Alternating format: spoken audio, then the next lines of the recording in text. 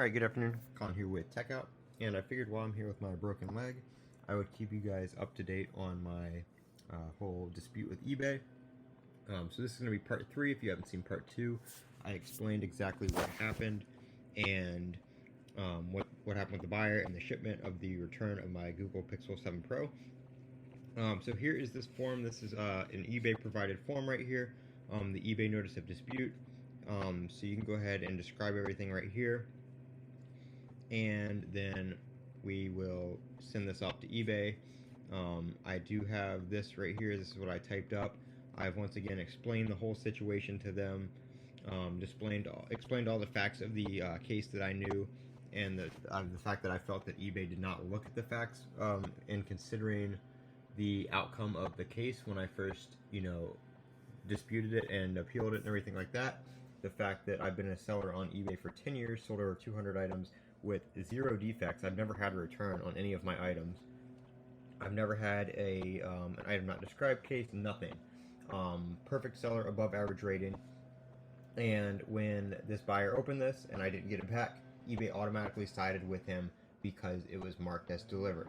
Even though I mentioned that the label could have been tampered with, which is what USPS is telling me, that the label was likely tampered with, and the barcode for the tracking was used on a label that was actually physically labeled to go somewhere else, just so they got a delivered scan. Now, when that happened, eBay still said, well, it says delivered, so you have to refund them. And they never once, looked at the facts of the case, that the buyer never responded to my messages. They never told me what was wrong with the phone other than that they had a problem with it.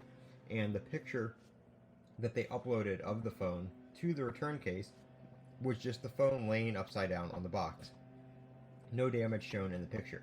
If you're going to have a return and you want to say that it's damaged, you think if you were going to do that, you would describe what the problem is and show any physical damage. None of that occurred. So I feel that none of that was looked at in considering who won this case, and I was forced to refund $657.71 back to the buyer, which was taken out of my account by eBay. So I will be sending this off to them, and I am seeking the return of my $657.71. Nothing else, nothing extra. I just want my money back because I did not receive my item back, and I don't think that eBay looked at this fairly when considering all the information that I gave them.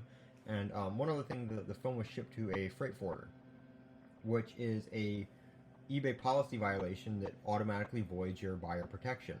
So even if the buyer had an issue with the phone, eBay should not have stepped in and refunded him, just on the fact alone that he reshipped the device somewhere else.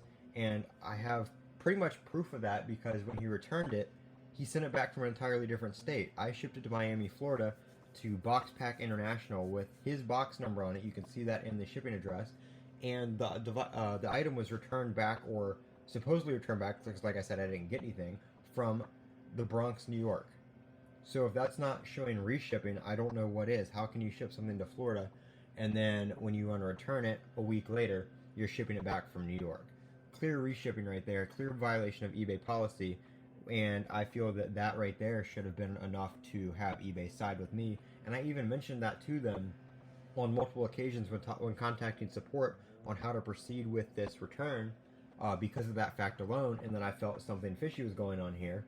And they said, well, you're just responsible for providing a label from Miami to me. And that's what I did. I provided a USPS label from Miami to me, and it was used from the Bronx to me. So that is part 3 of what's going on. That's going to be my next step in this whole dispute process with eBay, is going to be mailing that off to them, seeing if I get a response, and seeing what that response may be. So stay tuned for all that. We'll see exactly what happens here in the coming probably week or two. I believe they have like 30 days for that dispute to respond. I'm Colin with Techout. Don't forget to comment, rate, subscribe, and have a great day.